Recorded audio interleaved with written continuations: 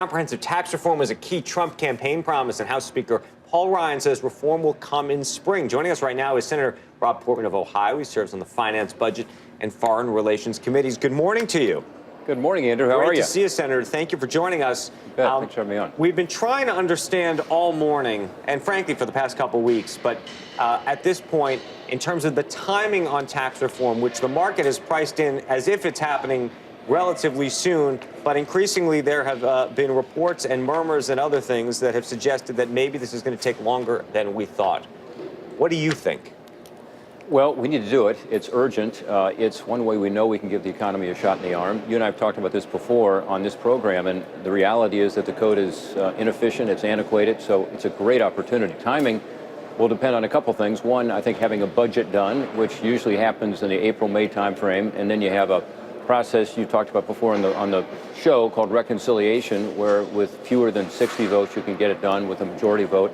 I think that'll probably be necessary, honestly, to get the kind of tax reform done that we're looking at, pro-growth, pro-jobs tax reform. So it probably is summertime, early summer. But the point is we're moving forward. It seems as though there's a consensus among Democrats and Republicans. The current code is broken. And there seems to be a lot more work being done with the new administration coming in and with the Ways and Means Committee and our committee on the Senate side, the Finance Committee. So I think it is moving forward, Andrew. So just to put a fine point on, in terms of timing, you think this summer, that is 2017, this is not a 2018 project? No, I think it should be done this year and can be. We've done a lot of research on this already. We've had, as you know, dozens of hearings. I was involved with Chuck Schumer, actually, the new minority leader, and co-chairing a working group on this international tax reform issue. A year and a half ago, we came out with our report, which said that basically the code is punishing U.S. companies and leading to jobs and investment going overseas. And there's some pretty simple things that can be done to stop that. So I think there's an opportunity here. Senator, we just had a conversation with Steve Forbes in the last hour about the border adjustment tax. Also, though, importantly, the issue of whether the tax reform package is ultimately going to be revenue neutral. Does it have to be revenue neutral for you? Well, I think it can be revenue neutral because it will generate a lot of revenue if it's properly analyzed. And this is by using a so-called dynamic score rather than the static score that doesn't assume the changes in behavior that we know are going to occur. Give you an example, we have the highest rate in the world now on our businesses of 35, really 39% when you average in the state taxes.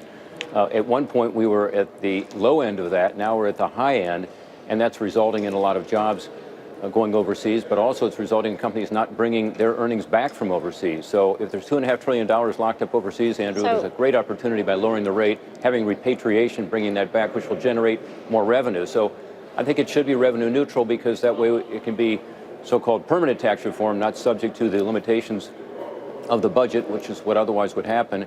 But we should use the kind of scoring that actually shows the dynamic nature of good tax reform. So, Senator, does that mean that a border adjustment tax is not a necessary part of tax reform? Well, I don't know if Melissa, if that matters one way or the other. You know, there are ways in which you can. Are you for it? Well, I do think there's some benefits to it. All the other competitors around the world do use a VAT-type tax in order to tax our exports to them and not tax their exports to us. I think the currencies will also adjust somewhat.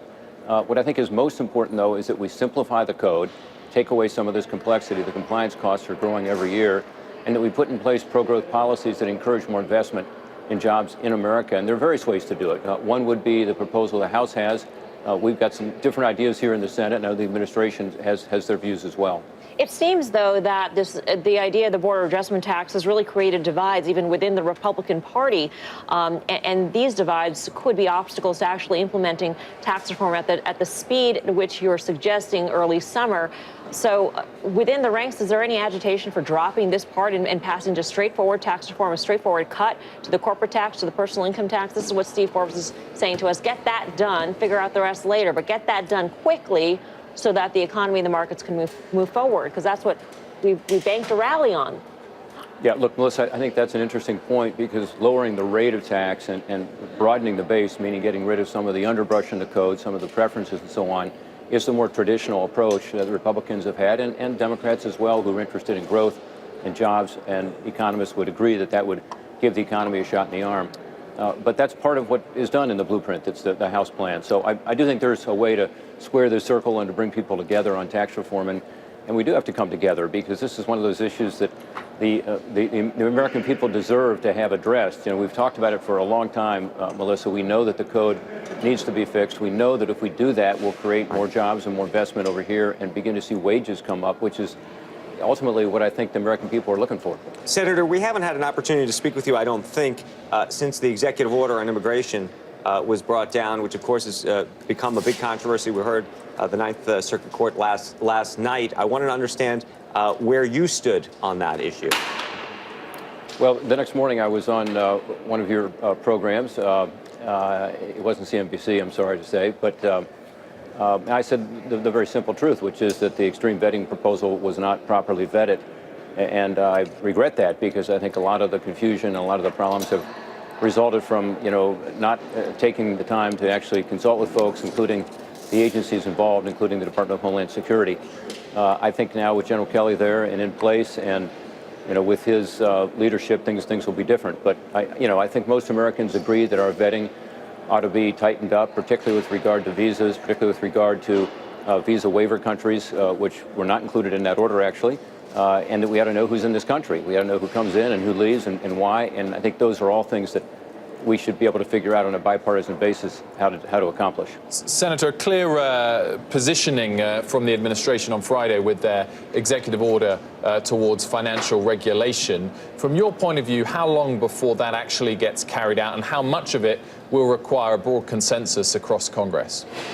Well, it depends. Some things can be done by executive order, so it won't require the Congress. But with regard to actually restructuring the Dodd-Frank legislation, most of that would be legislative, and that would require 60 votes. So it is not one of these things like a tax reform we've talked about, but also the Congressional Review Act, individual regulations that were put in place in the last 9 months that can be handled through a different mechanism. It will require a bipartisan group of senators to get together. And by the way, there is some bipartisan interest in this. If you talk to our community banks who are being hit hard by these regulations, this week, in fact, yesterday, I introduced legislation with a Democrat to change a part of Dodd-Frank that perhaps inadvertently, but classic of the federal government, does not allow good groups like Habitat for Humanity and other nonprofits to be able to get a free appraisal, which they have done traditionally and cannot do under the Dodd-Frank regulation. So there are aspects of Dodd-Frank that could be done on a bipartisan basis, and I think legislatively that's going to be required. Senator, one area which some have been talking about a lot since Friday that may only require executive order to act on is the CFPB. Steve Forbes just joined us and called it unconstitutional. What's your view of the CFPB and of Richard Corddry's position at the top of it? Yeah, well, look, I've made my positions clear on this. I have three big problems with it. One is you do not have an ability to have the oversight you do with other regulatory agencies because their funding does not come through the appropriations process and through the elected representatives being able to have the oversight, ask the tough questions. It comes directly from the Fed. It's automatic. I think that's wrong. Second, they don't have a board. You know, if you look at the other financial regulators, there's a commission or a board, and necessarily bipartisan. In this case, there's not. There's just a single head. And then finally, the part that the D.C. Circuit Court, you know, in a decision that was, with Democrat-appointed judges as well as Republican-appointed judges agreeing, saying that the director actually needs to be removable at the discretion of the president. And that's why, as you know, that court case was successful. So I think the way it was structured was wrong. I think it doesn't have the accountability that's just obviously needed. And I think as a result, you see a lot more duplication with other financial regulators than you would otherwise see because you don't have that accountability. Senator, before we let you go, I wanted to ask you about a comment that Seth Klarman, a famed investor, put out a letter that he sent to his investors recently. It's got a little bit of attention. I ended up writing about it in the New York Times yesterday. But he said something, and I wanted to hear your view on this. He said, President Trump may be able to temporarily hold off the sweep of automation and globalization by cajoling companies to keep jobs at home, but bolstering inefficient and uncompetitive enterprises is likely to only temporarily stave off market forces. While they might be popular, the reason the U.S. long ago abandoned protectionist trade policies is because they not only don't work, they actually leave society worse off. What do you think about that? Well, I think Seth is restating basic economic theory, and so there's a lot to that. But I would not say that that's what President Trump is doing, certainly not exclusively. What he's talking about is increasing the amount of manufacturing here in America, My home state of Ohio is an example of that. You know, when the Ford Motor Company brings jobs back as they have to build the F-350 trucks, you know, they were supplementing what they were doing, and that does add jobs. And that does make the United States, you know, a stronger country economically, significantly. It also increases wages, increases, you know, demand for workers. So I do think you can bring back jobs. Yes, there'll be more automation. Yes, there'll be more efficiency. That's certainly happening. But if you increase the volume, the amount of manufacturing done here, which we can do, particularly with our energy opportunities we have now in this country, and the fact that the differential between wages is not as great as it once was, we have a great opportunity here to bring back some manufacturing jobs, and I think that's where the sweet spot is.